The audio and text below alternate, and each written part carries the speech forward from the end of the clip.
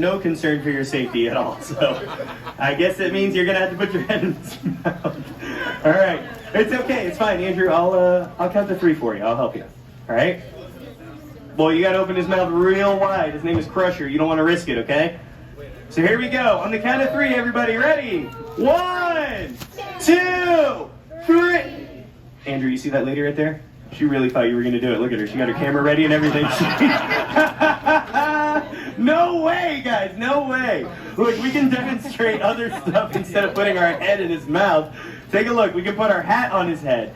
So this shows that you can place a foreign object in a blind spot behind him, and normally any predatory animal is not going to appreciate something in their blind spot. They're gonna turn, they're gonna bite, and all of Crusher's instinct right now is telling him to flip the hat off of his head and bite it and rip it into pieces. And to show you how bad he wants to murder this hat, listen to this bite here. During the show, this is usually his most excited.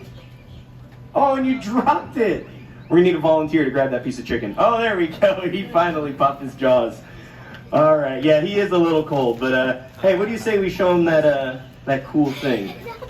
All right, so what we're gonna do next is we're gonna demonstrate what it would be like for Crusher to have a veterinary checkup. Now, admittedly, an alligator's like the last animal we need to have our vet come and look at.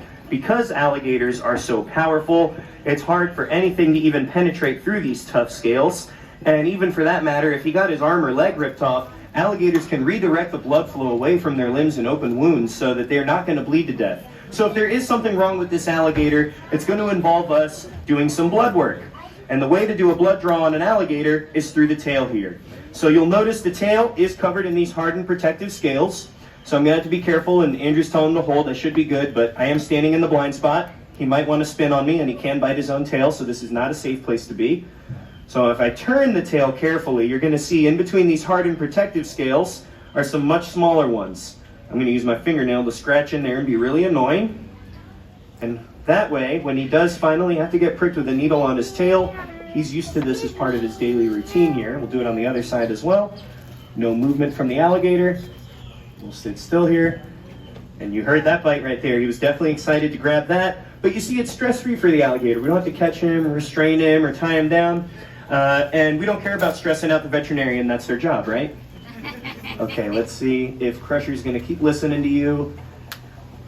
You think he's behaving really well? You want to try something stupid? All right, cool. I'm going to do something really dumb, guys. I'm going to get back in his blind spot, because right now he can see me, which means he could spin and attack me. But he's going to be a lot more aggressive with me being in his blind spot.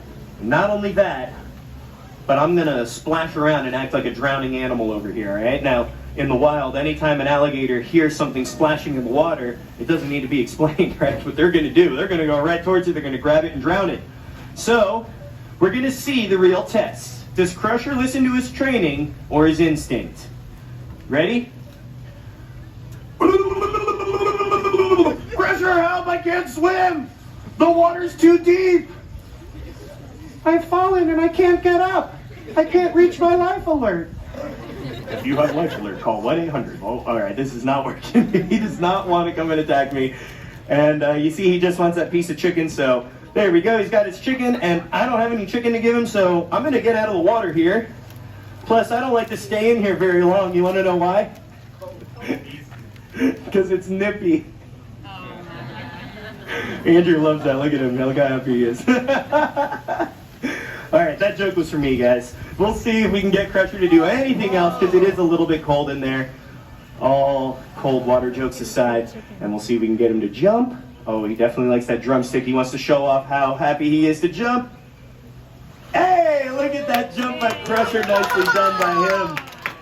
And it looks like we're down to our last piece here, guys. So with our last piece of chicken, we always like to show you just how much we love this alligator. Now, obviously, it's way too dangerous to, cuddle with him and give him a hug. So instead, what Andrew's going to do, he's going to lean in and make out with Crusher. You said you're not going to use your tongue? Okay, fine.